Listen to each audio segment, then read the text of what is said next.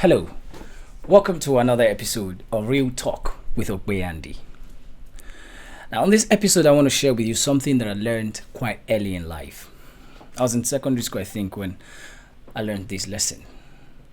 And it's from a particular story I read in a book.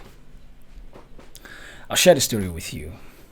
A very wealthy businessman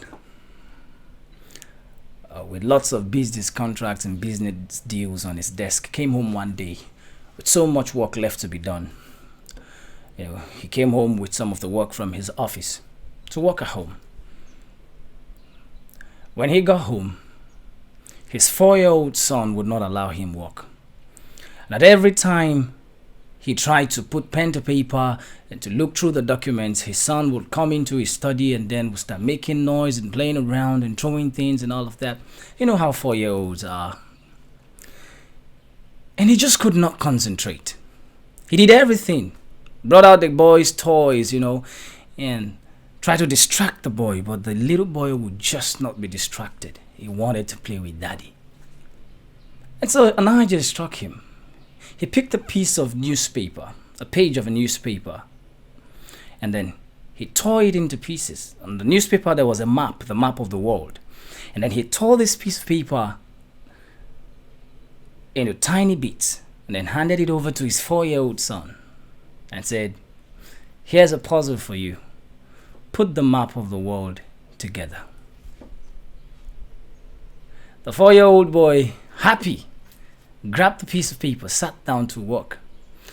And in just a few minutes, he came back to his dad and said, "Daddy, I'm done." The businessman was surprised, like, "How could you be done? It's the map of the world. How could you have been done?" He checked it and the boy was correct. He had put the piece together accurately. A 4-year-old boy. So he asked the little boy, "How did you do it?" And the little boy said to him, "Daddy, there was a picture of a man at the back of the paper. So I pieced the man together. And when I got the man right, the world was together." This story changed my perspective about myself and the people around me completely. And I think it should yours too. It should change your perspective too.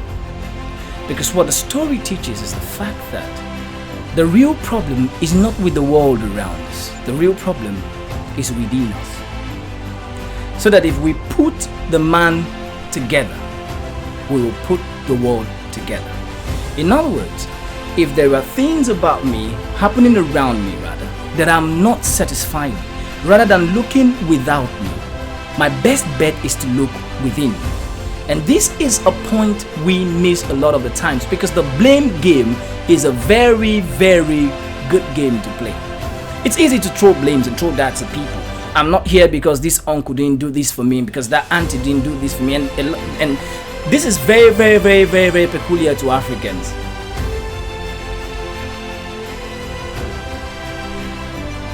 We oftentimes feel people are obligated to us.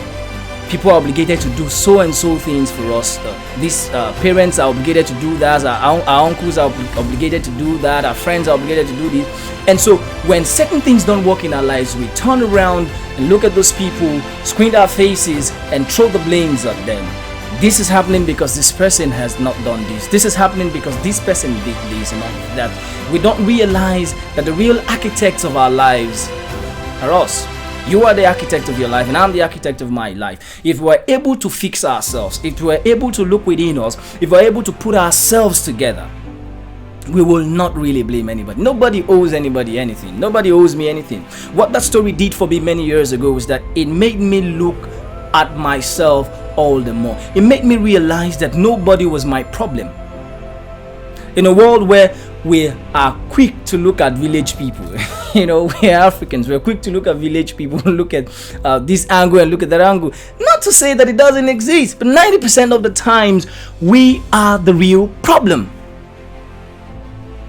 So that helped me look within myself. Right now, I don't think anybody is responsible for whatever happens to me. Nobody's responsible for the choices I make. Nobody's responsible for the decisions I make. Nobody's responsible for my mistakes. Nobody's responsible for my failures but me. So I am the focus. And the moment you're able to align your mind in that perspective, a whole lot about you is going to improve. You will take responsibility for your actions. You will take responsibility for your mistakes. You will learn from them and you will grow. Because realizing that the person you're trying to blame doesn't owe you an obligation to do anything for you, that singular realization is enough to change you forever.